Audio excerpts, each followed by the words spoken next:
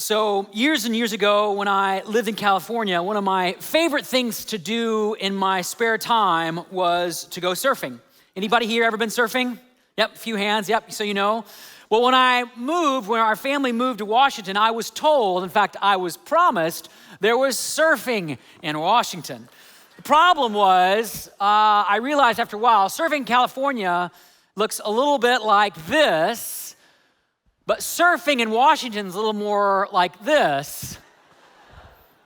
There's icebergs in the picture, you just can't see them in this particular shot, but no matter where you surf, or if you ever plan to surf, here's a little kind of tip for you. Sometimes when you're out in the water and you're having a great time, or a wave's coming, or you're just enjoying yourself, sometimes you'll see a wave coming in on the horizon that's bigger and faster than the other waves. There's actually a term for this kind of wave. It's called a rogue wave. And rogue waves, here's the thing, they come often without warning. They don't, cue you to paddle in for safety. And by the time you see one coming on the horizon, you can't outswim it, you can't paddle around it. And I'll tell you, I've been in this situation a few times. It's pretty alarming. In fact, it feels like in that moment, you feel utterly helpless. There's nothing that you can really do.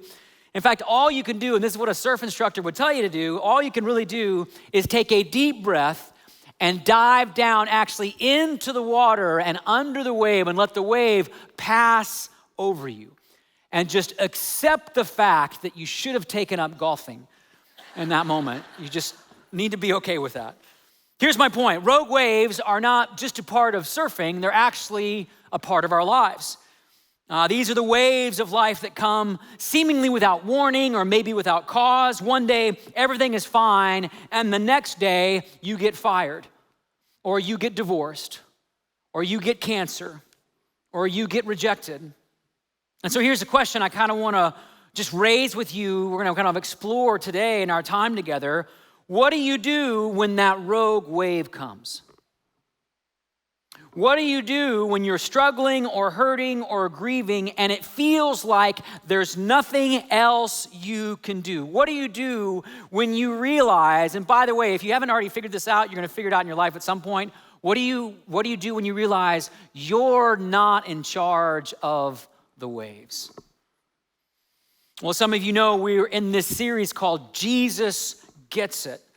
And we're looking at the 7 statements that Jesus makes from the cross, or he made from the cross, because each one of them tells us something really core about who Jesus is and how he can relate to the pain and struggle and hardship that we face in our lives.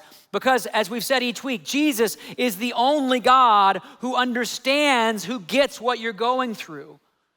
Jesus is the only God who didn't come into the world to explain or preach about suffering, but to experience it and walk through it, including those rogue waves that can come without warning and leave us without answers. So if you have a Bible or Bible app on your phone, you want to follow along that way. We're going to be in the Gospel according to Luke, so Matthew, Mark, Luke in terms of the New Testament. And we're going to be in chapter 23, you can open to that. And we're going to look at what Jesus said in a moment in his life when there was nothing left to do or say. And Luke tells the story this way. It's after Jesus was nailed to the cross. Luke says this in verse 44. It was now about noon, and darkness came over the whole land until 3 p.m, for the sun stopped shining.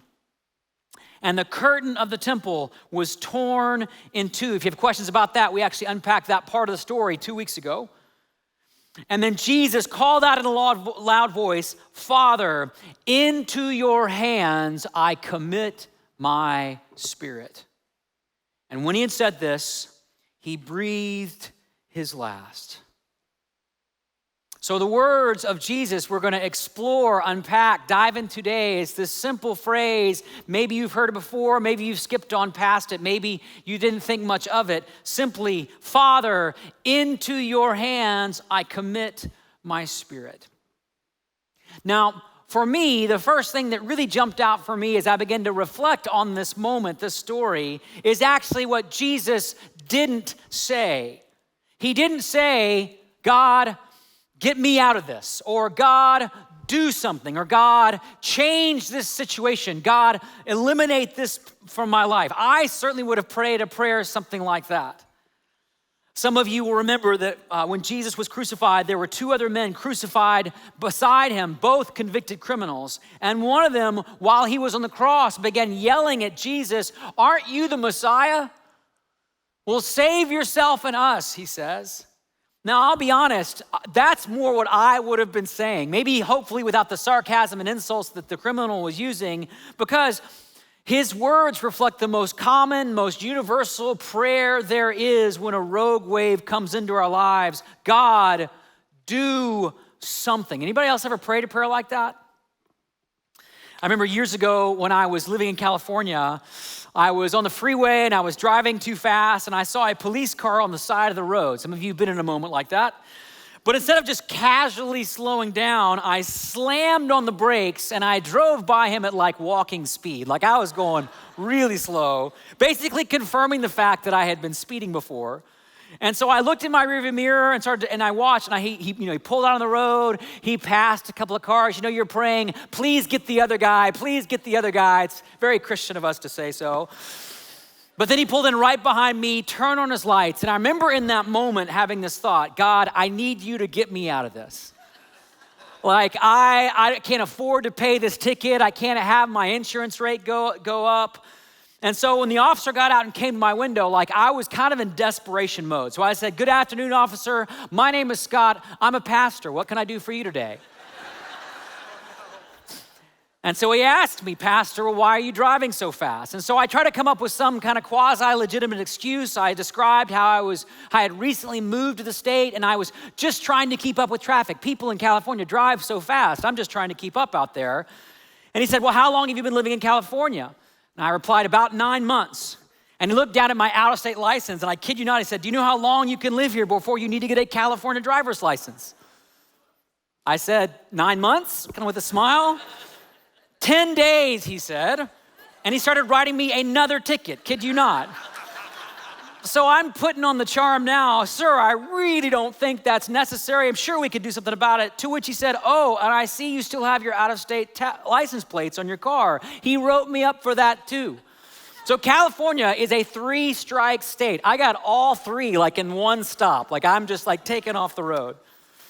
Now, that wasn't my finest moment. That wasn't a great moment. But I'll be honest, that day was actually more like a ripple than a rogue wave in terms of just difficulty in life. And yet I still remember this visceral experience inside of thinking, God, what kind of God are you? God, aren't you going to do something? God, can't you cause this police officer to, be lenient or just strike him down or whatever it is that you can do to get me out of this situation?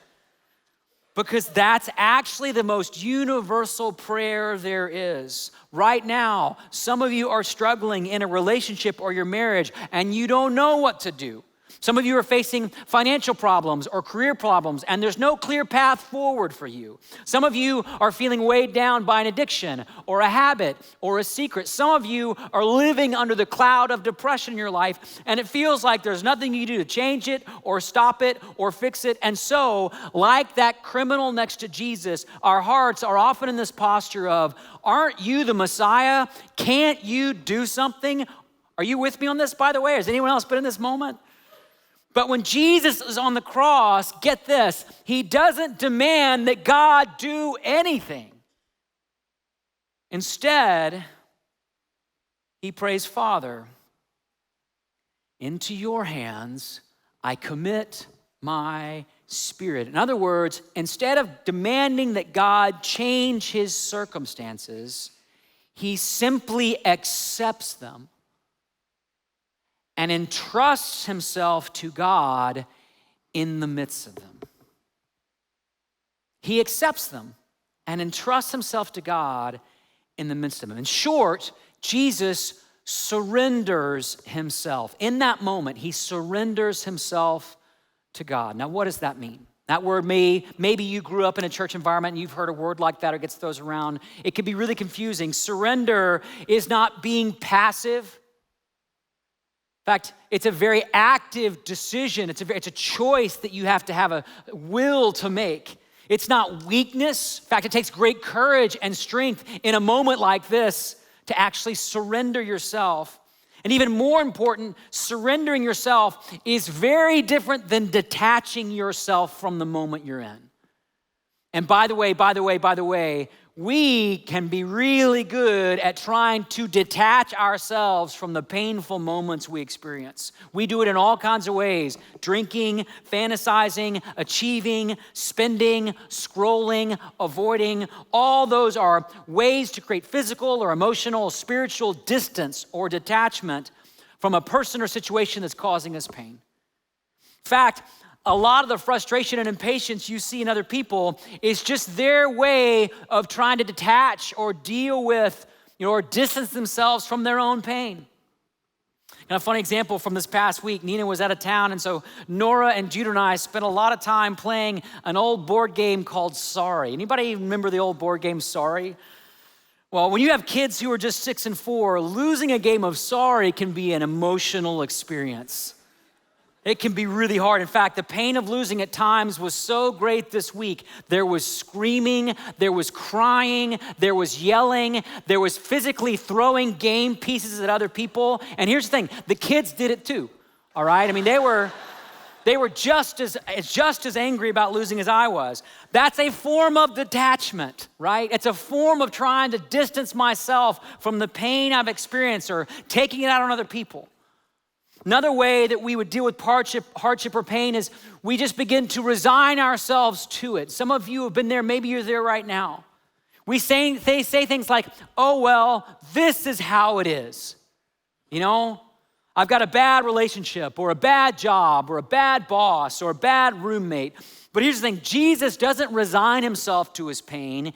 He accepts it as if to say, okay, God, this is where I am. I'm not demanding, I'm trusting. So now what are you gonna do in the midst of it? Great missionary and writer Elizabeth Elliot described the difference between resignation and acceptance this way. I love these words. She says, resignation says, it's all over for me. Acceptance asks, now that I'm here, Lord, what's next?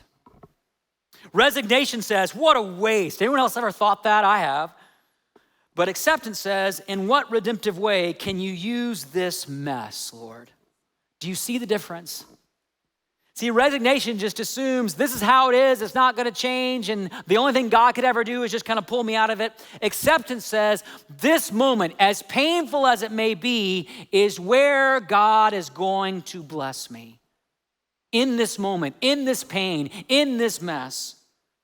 Because as a writer named Dallas Willard once said, I love these words, he said, God can only bless you right where you are. Think about that for a moment.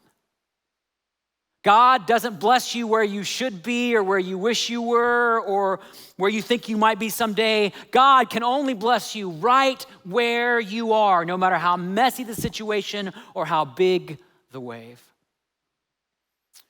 I have a very dear friend who years ago was cheated on and then divorced by his wife. And in the midst of that pain, it was so tempting just to want to detach himself from it. Just like, I can't feel this, I can't be in this anymore. And there was a number of tactics and strategies that we used for going through that. He did that by resenting her or by trying to numb the pain with fantasy or alcohol or ambition. But everything in his soul just wanted to get out of this, right? Wouldn't you?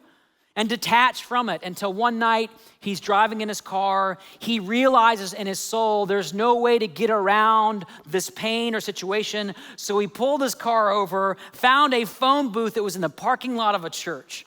And by the way, for those of you who are under 35, a phone booth is a little room with a phone in it. It's attached to a cable and you call somebody just in case you need a picture in your mind. Anyway, he stops at this phone booth, calls his parents, breaks down in tears, and he realizes in this moment in his life, it's time to accept the situation for what it is. And it's time to begin to figure out what it looks like to walk faithfully one day at a time in the midst of this painful, horrible, no one would want to go through it situation. That became his daily prayer, his daily act of surrender. And guess what? God began to bless him right where he was. And for a long time, he couldn't see it, didn't notice, didn't know God was doing anything. But get this, a few years later, he had found his faith and joy again, ironically enough, by going to that church with that phone booth. And then years later, he met and married his wife. Guess where? At that church with that phone booth. And not long after that, he became a pastor, yes, at that church with that phone booth. And then years later, he became my pastor when I showed up as a college student at that church with that phone booth. You see, God can bless you right where you are. More importantly, God can only bless you right where you are. So where are you right now? What's the wave that's crashing in? What's the fear that's taking hold? What's the sin that's got you down in shame and guilt and fear? To receive the blessing of God, we have to resist detachment and resignation and passivity and follow Jesus in this practice of surrender. Father, into your hands I commit my spirit. So how do we do that? Well, most importantly, this practice of surrender is not about just letting something go, which is kind of maybe in our culture, people talk about you just gotta let it go, just send it out into the universe somewhere. That's not surrender. Surrender is not just letting something go. Surrender is handing something over to another person. In fact, the word that Jesus uses for commit, when he says commit my spirit, literally translates as to set something down in front of someone, to put something down before someone, which means he's not releasing his pain out into the universe. He's placing it into the hands of his heavenly Father. Now, I know that word Father can be a complicated word in our world today. Some of you maybe had a difficult relationship with your father. Maybe you didn't even know your father. But the Father Jesus knows is a good and perfect Father who has really, really steady hands. Had kind of a picture of this a few weeks ago. I was at a park with our son Jude, and he was trying to walk between a series of floating steps on this play structure of this park. I have a picture I took of him making his way across. And at the time, like you, I was just admiring how good he looked in his Stanford hat. That was the main thing I was thinking about. When he slipped from that platform and began to fall, and I grabbed him in my hands right before his head hit the metal of that step. And of course, he was scared. He started to cry. And so I looked at him and said, Daddy's got you. Daddy's got you. Daddy's always got you. Just don't tell your mommy about this, okay? Just don't. I've got you. Daddy's got you. Daddy's got you. Our Father in heaven has really good hands. Hands that can hold pain. Hands that can handle doubt. Hands that can hold depression. In fact, Jesus knows this is the secret to his moment on the cross, and it can be the secret to you navigating whatever rogue waves come into your life. Jesus knows that the safest place in the world to be isn't actually off that cross. The safest place to be is in the hands of his Father, even while he's on that cross. And here's the thing, we don't get into God's hands by demanding God change something around us. We get into God's hand by surrendering ourselves to him, no matter what is going on in our lives. Do you see the difference? Some of you are in or you've been through 12-step recovery. And what you may not know about 12 steps or the 12 steps is they were put together by a Christian fellowship group called the Oxford Group years ago before AA emerged from it. And they used the teaching of Jesus in the New Testament to put those steps together. And many of you may not know the 12 steps are by far the most effective means of healing and transformation around addiction the world has ever seen. Like there's nothing that even compares to the effectiveness of the 12 steps. And what's fascinating if you go back and look at them is they don't begin with demanding or avoiding or denying or detaching or explaining. They begin with what? With sheer surrender. In fact, the first 3 steps are we admit that we are powerless. We come to believe that there's a God who can restore us. And step 3, we make a decision to turn our lives over to his will. That's surrender. And in recovery circles, these 3 steps are often summarized this way. They'll say, I can't, God can, I think I'll let him. Isn't that great? Let's just say those words out loud together. I can't, God can, I think I'll let him. And here's the thing, you don't have to wait for the rogue wave to come. You can start making this prayer of surrender a daily exercise in your life as you face all the ripple-sized inconveniences of your life, that delayed flight, that nagging boss, that speeding ticket. I can't, God can, I think I'll let him. Even if you don't see a way forward, even if you feel powerless to do anything, even if there's nothing else you can do, you can muster the strength to say, I can't, but God can. And I think I'll wait and see what he does next. In fact, Jesus prayed a prayer like this every single day of his life. The words he prayed in this text in Luke before his last breath actually came from Psalm 31:5, which says, into your hands I commit my spirit. Deliver me, Lord, my faithful God. Now, this is so cool. Many of you may not know this about this verse. This verse was part of an evening prayers that devout Jews would pray every single day in that day. And in Judaism, as you know, the day begins not in the morning, but in the evening, which means these were not just Jesus' final words on that final day in his final moment. They were his first words every day before every moment. Because surrender is not something we wait to do just when the rogue wave comes. It's how we're designed to get through every day. It's how we're meant to face every struggle, every challenge, every difficult person, every trial, every temptation. I can't, God can, I think I'll let him.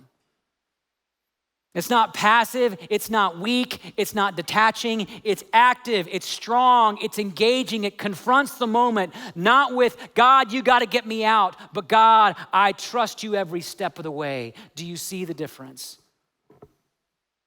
And I'll be honest, I've been praying this prayer a lot in my life lately.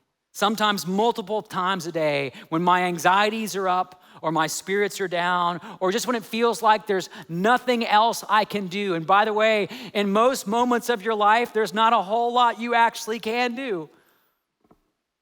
And when I pray, I've actually been putting my hands out like this just for a couple of seconds. I can't, God can, I think I'll let him. Even if I'm in public and people look at me and think I'm weird, I don't care. I'm a pastor, I'm weird, that's how it works, right? So I put my hands out to be in a posture just for that moment, just in that place of saying, I'm gonna actively surrender myself and trust God in this moment. I'm not gonna try to control it. I'm not gonna try to overly manage it. I'm gonna take courageous steps to figure out what I gotta do next, but I'm gonna be in a posture of surrender. Because even when there's nothing I can do, like when you're out in the ocean and a rogue wave comes, I can take a deep breath, dive down, and put myself in God's hands. And in the end, that's actually the safest place you can be. And I just wish right now I could convince the part of your soul that resists this. Because there's a part of you right now that resists this. You want to do something, you want to change something, you want to solve something.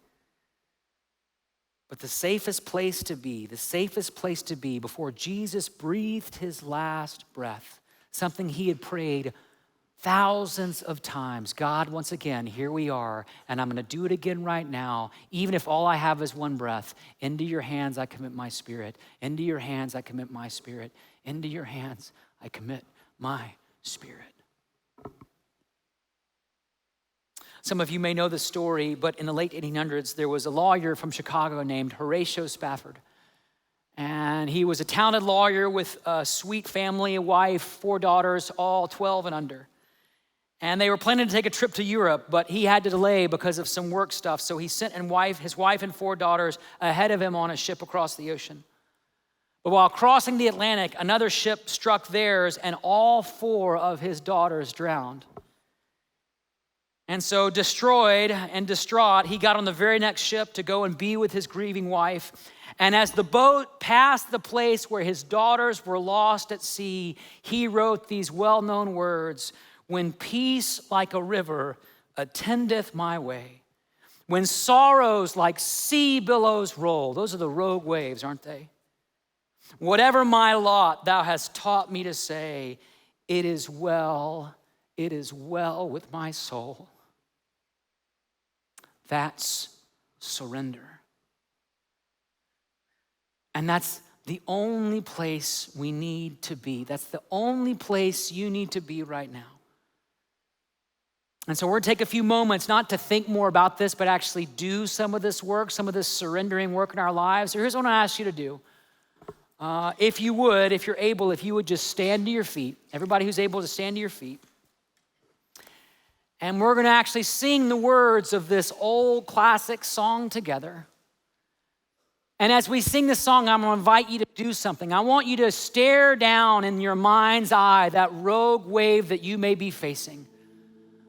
That problem in your family, a challenge in that relationship, the struggle at work or in your career, the hurt that you're carrying, the addiction you're battling, the grief that you're feeling, whatever the situation, whatever the struggle, I want you to just hold it in your hands for a moment.